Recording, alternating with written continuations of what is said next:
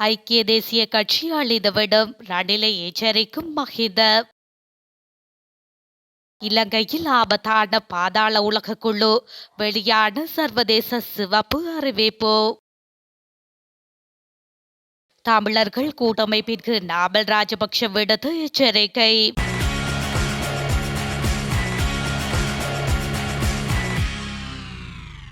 பிரதான தேர்தல்களை பிற்போடுவதற்கு ஐக்கிய தேசிய கட்சி முற்பட்டால் அதுவே அக்கட்சிக்கு இறுதி பயணமாக அமைந்துவிடும் என்று ஸ்ரீலங்கா பொதுஜன பெரமுன கட்சியின் தலைவர் மஹிந்த ராஜபக்ஷ தெரிவித்துள்ளார்.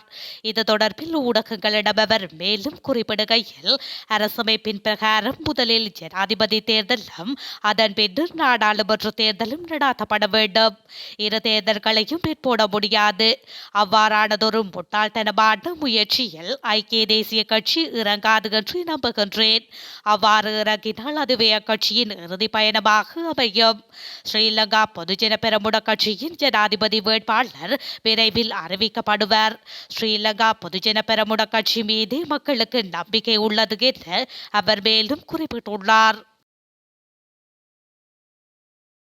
ஊடகவியலாளர் தம்பிதுரை பிரதீபனின் வீட்டிற்கும் உடைமைகளுக்கும் சேதம் ஏற்படும் வகையில் மேற்கொள்ளப்பட்ட தாக்குதலை வெண்மையாக கண்டிக்கின்றோம் என்று தமிழ் தேசிய மக்கள் முன்னணியின் ஊடக பேச்சாளர் கனகரத்னம் சுகாஸ் தெரிவித்துள்ளார்.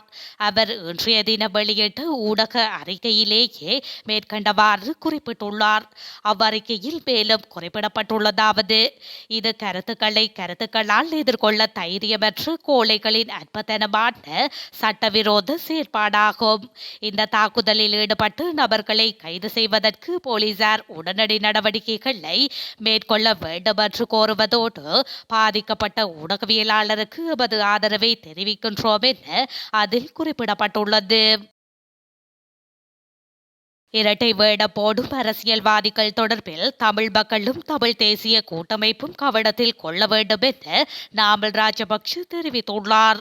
வாக்குகளை பெறுவதற்காக திடீரென தமது கொள்கைகளை இந்த அரசியல்வாதிகள் மாற்றிக்கொள்வதாகவும் அவர் குறிப்பிட்டுள்ளார். 13வது திருத்த சட்டத்தை நடைமுறைப்படுத்துவதற்கு ஆரம்பம் முதலே ஆதரவளித்து வரும் கட்சிகளையும் அதனை எதிர்த்த கட்சிகளையும் தமிழ் மக்கள் நம்பலாம். ஆனால் தேர்தலுக்கு சற்று முன்னர் தமது கொள்கைகளை மாற்றிக்கொள்பவர்கள் தேர்தல் காலத்தில் விளையாடுவதாகவும் அவர் தெரிவித்துள்ளார். நிறைவேற்று அதிகாரம் கொண்டு அதிபர் முறைமையை ஒழிப்பதற்கு ஆதரவளித்த அதே அரசியல் கட்சிகள் தற்போது மாறிவிட்டதாக அவர் தெரிவித்துள்ளார். இதுவும் இந்த கட்சிகளின் இரட்டை வேடத்திற்கு சான்றாகும் என்றும் அவர் குறிப்பிட்டுள்ளார். அண்மையில் கிளிநொச்சி பாடசாலை ஒன்றில் ஸ்மார்ட் வகுப்பறைகளை திறந்து வைத்து உரையாற்றிய சஜித் பிரேமதாசு தனது அரசாங்கத்தில் 13வது திருத்தச் சட்டம் நடைமுறைப்படுத்தப்படும் என தெரிவித்திருந்தமை குறிப்பிடத்தக்கது. வடக்கு கிழக்கு தமிழ் மக்கள் ஜேவிபியினரின் பொய் வாக்குறுதிகளை நம்பி எதிர்வரும் ஜனாதிபதி தேர்தலில் அந்த கட்சியின் தலைவர் அனுரகுமார திசாநாயவுக்கு வாக்களிக்கும் தீர்மானத்தை எடுக்கவே கூடாது என்று சஜித் பிரேமதாச தலைமையிலான ஐக்கிய மக்கள் சக்தி தெரிவித்துள்ளது. வடக்கு கிழக்கு மாகாணங்களை பிரித்து ஜேவிபியினர் தமிழர்களுக்கு எப்படி புதிய அரசமைப்பினூடாக அரசியல் தீர்வை வழங்குவார்கள், எப்படி 13வது திருத்த சட்டத்தை நடைமுறைப்படுத்த என்றும் ஐக்கிய மக்கள் சக்தி கேள்வி எழுப்பியுள்ளது. ஜேவிபியினர் ஒருபோதும் 13வது திருத்த சட்டத்தை நடைமுறைப்படுத்த மாட்டார்கள் என்றும் அவர்கள் புதிய அரசமைப்பினூடாக அரசியல் தீர்வை வழங்க முன்வர மாட்டார்கள் என்றும் ஐக்கிய மக்கள் சக்தி மேலும் தெரிவித்துள்ளது.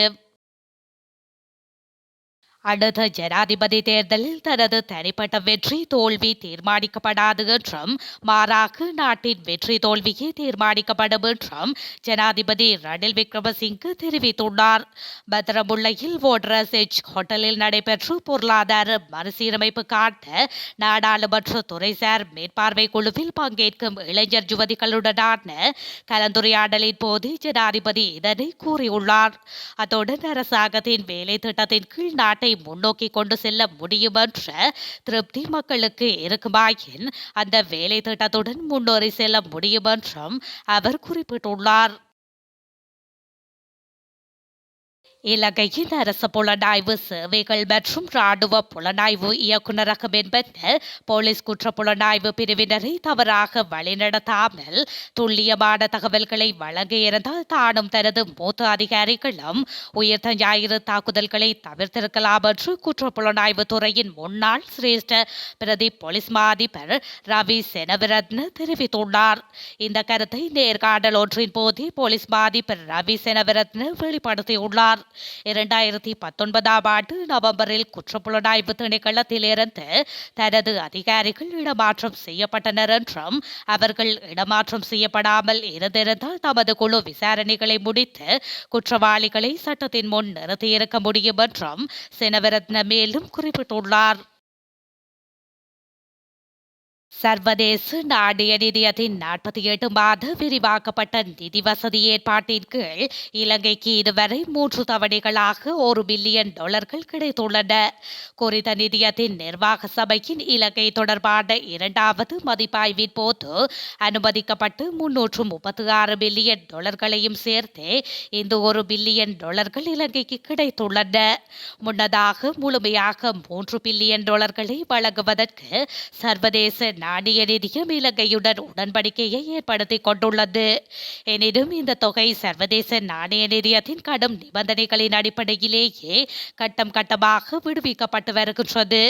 இந்த நிலையில் சர்வதேச நாணய நிதியம் நேற்றைய சந்திப்பின் பின்னர் வெளியிட்டுள்ள உத்தியோகபூர்வ அறிக்கையில் கடன் நிலைத்தன்மையை மீட்டெடுப்பதற்காக இலங்கையின் கடன் மறுசீரமைப்பு முன்னேற்றத்தை சபையின் பணிப்பாளர்கள் வரவேற்றதாக தெரிவித்துள்ளது.